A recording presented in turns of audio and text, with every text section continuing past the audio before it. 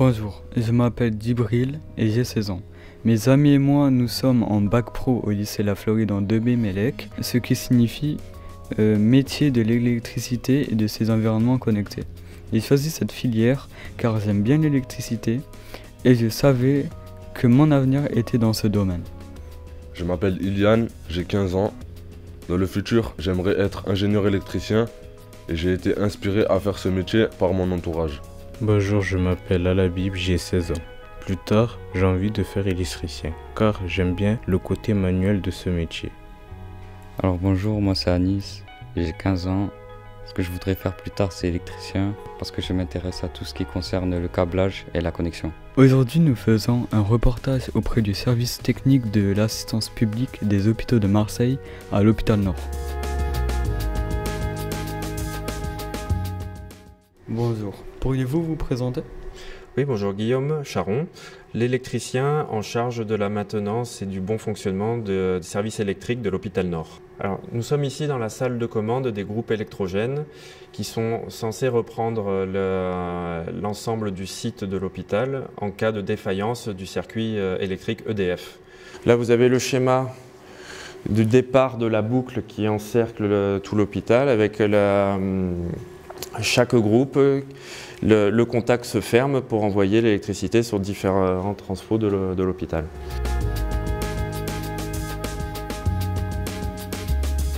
Mais à quoi servent toutes ces machines ?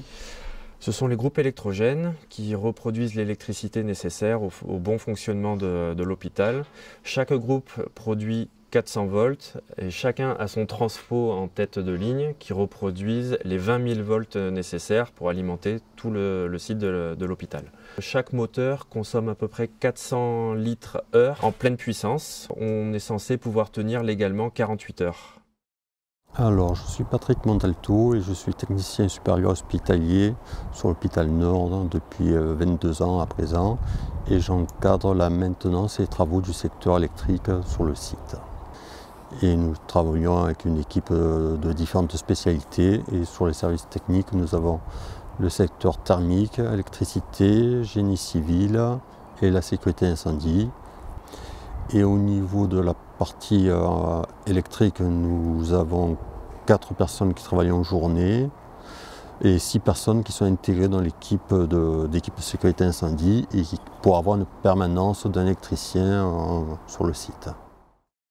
Notre journée se décompose le matin en arrivant, traiter les urgences qui n'ont pas pu être gérées pendant la nuit, tout dépend de ce qui a pu se passer. Il y a un électricien quand même qui reste sur le site 24 heures sur 24. Après, les cadres des services demandent des interventions, soit pour des installations, soit pour réparer des équipements électriques qui sont défectueux. Après, on est soumis à quelques fois par semaine à l'entretien des groupes électrogènes. Il faut qu'on les démarre une fois par semaine pour voir si tout fonctionne correctement, les automatismes fonctionnent.